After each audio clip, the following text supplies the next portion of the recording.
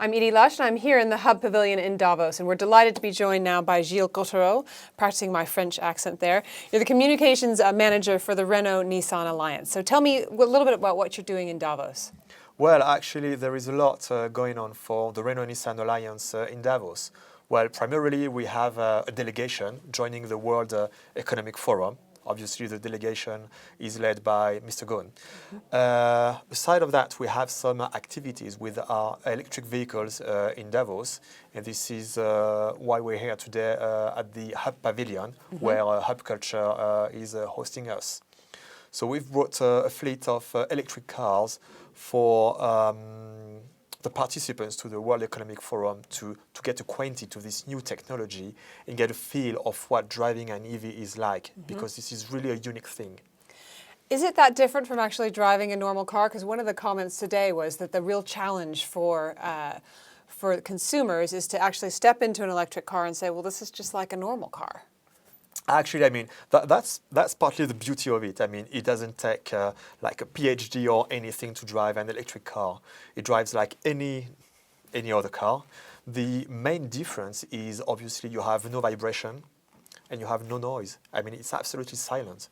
When you turn on the car, we can't even call it an engine because there is no proper engine inside. Right. You don't feel any vibration, no sound, no noise, nothing. So Tell me a little bit about how you think the alliance between Renault and Nissan has produced something that's quite unique in the electric vehicle field.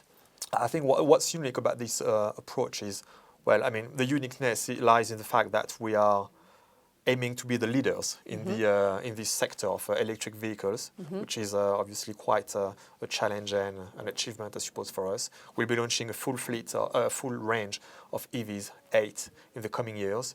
But also what's unique about the way we approach this technology is that we're not focusing only on the product itself. We are also working on everything that's surrounding the EV experience, meaning we are creating the conditions to make the introduction of this new technology successful.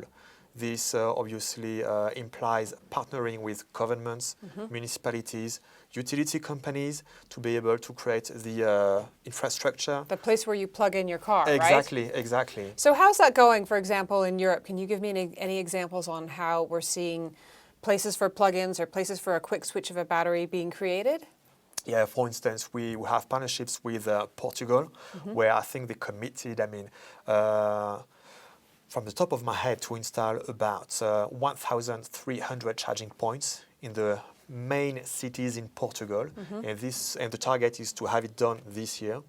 So they're starting to build up a grid, and obviously year after year the grid is going to expand to cover the entire country.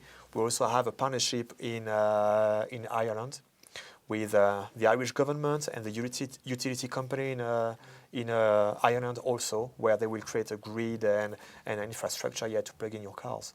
Gilles, I'm going to have to get you to give me a ride in one of your cars a little bit later today, maybe. Yeah, with great pleasure. Gilles, thank you very much for joining us Thank here you for having me. at the Hub Pavilion in Davos.